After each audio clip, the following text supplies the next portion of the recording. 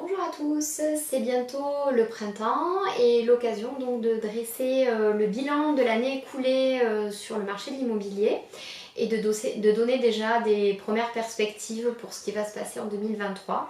Vous êtes nombreux à nous poser ces questions, comment est le marché, hausse, baisse, est-ce qu'il y a toujours des biens à la vente?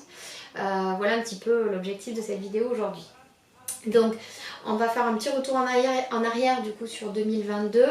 Le prix des appartements a augmenté de 1,4% et celui des maisons de 5% donc sur l'année 2022. Ce qui est intéressant, c'est d'aller se projeter un petit peu plus loin et de voir par exemple que sur le temps long, le marché toulousain a augmenté sur les 20 dernières années de 281%. 54% sur 10 ans et 30% sur 5 ans. Donc là, on voit clairement qu'on est en train d'arriver sur un plateau au niveau des prix. On a vécu post-Covid 2 années assez exceptionnelles où les ventes se faisaient très vite. Donc c'était plutôt le marché des 2 dernières années qui était assez anormal. Et là, nous, on est en train d'observer depuis l'été dernier, donc depuis l'été 2002, un retour à la normale, c'est-à-dire des délais qui s'allongent un petit peu, mais qui sont normaux, hein, c'est-à-dire entre 1 et 3 mois pour une vente.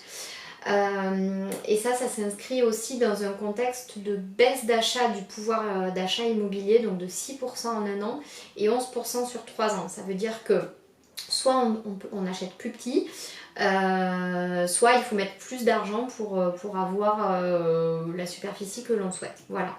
Donc pourquoi? Tout simplement parce que les taux ont augmenté. On le voit d'ailleurs sur cette courbe, en fait, on voit la hausse du taux d'usure et les taux d'intérêt monter graduellement. Ce qui forcément baisse l'enveloppe potentielle en fait des acheteurs. Voilà. Donc ceci s'explique, comme on vient de le voir, par la hausse des taux quand même qui est très rapide. On a aussi un contexte de guerre en Ukraine, de crise énergétique et d'inflation qui n'a échappé à personne.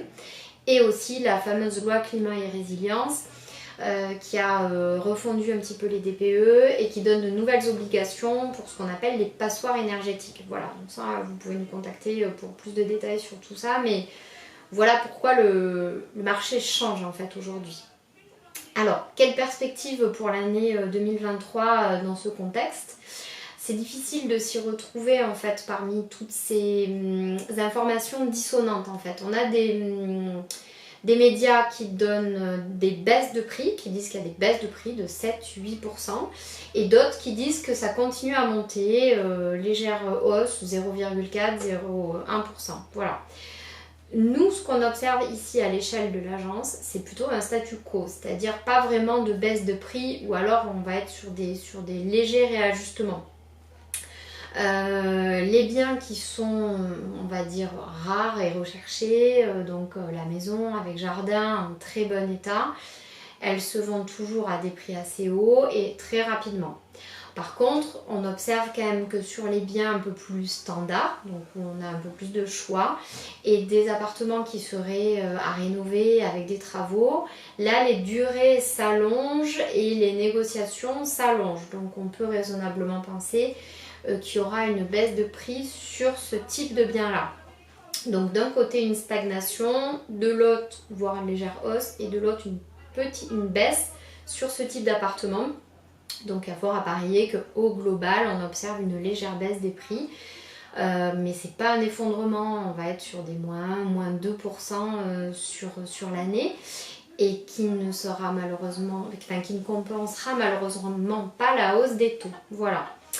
Ce qu'on observe aussi, c'est qu'en matière d'habitat, il y a de nouvelles attentes qui émergent, et notamment donc la performance énergétique qui est la première question qui nous est posée en fait. Quel est le DPE? Est-ce qu'il faut qu'on fasse des travaux? Alors non, il n'est pas obligatoire de faire des travaux de rénovation énergétique si vous achetez pour habiter vous, c'est uniquement en cas d'achat pour louer. Voilà, et donc là c'est vrai qu'on se lance dans un processus d'études, d'audit énergétique, etc. Donc c'est assez complexe, et on est là pour vous accompagner sur ça. Après, pour des notes un peu plus générales sur les appartements et les maisons, toujours sont plébiscités les extérieurs, mais aussi la lumière, l'agencement et la circulation. Donc de manière générale, quand un bien est rénové récemment, est clair et fonctionnel, il est très demandé. Et quand on est dans le plus atypique, sans extérieur, un peu plus sombre, là c'est un petit peu plus difficile à vendre et ça peut présenter des opportunités par contre pour des acheteurs d'avoir des réductions sur ce type de prix-là. Voilà. Donc enfin pour finir, pourquoi on pense que c'est toujours le bon moment pour acheter, même si les conditions en tout cas de taux étaient bien plus intéressantes l'année dernière, ça c'est sûr. On est toujours en période d'inflation et l'inflation est toujours plus élevée que les taux de crédit. Le taux de crédit moyen est à 3%, l'inflation presque à 6%. Donc dans ces conditions, ben, en fait c'est quand même moins cher d'acheter un bien immobilier à crédit. Alors c'est sûr qu'il va augmenter encore dans les mois à venir. On ne sait pas combien, on ne sait pas jusqu'à quand. Donc dans le doute, en fait, si on trouve quelque chose qui nous plaît, il vaut mieux l'acheter tout de suite, quitte à renégocier le taux plus tard, si par miracle il venait à rebaisser. Voilà. Et enfin, sur le temps long, c'est-à-dire si on se place à plus de 5-10 ans, voire même plus, le fait d'être propriétaire d'un bien immobilier va venir compenser une éventuelle baisse du niveau de vie, peut-être à la retraite par exemple, ou en cas d'inflation.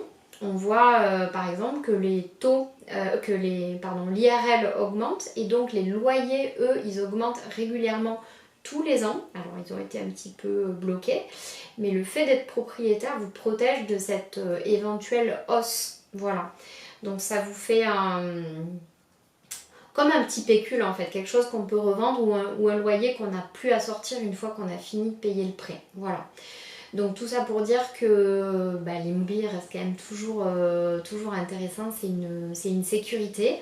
Alors on a un contexte un peu plus compliqué et on est vraiment là pour vous accompagner justement sur les taux, sur les DPE, sur les audits et sur toute la mécanique de vente. Voilà, donc n'hésitez pas à venir nous rencontrer. À bientôt!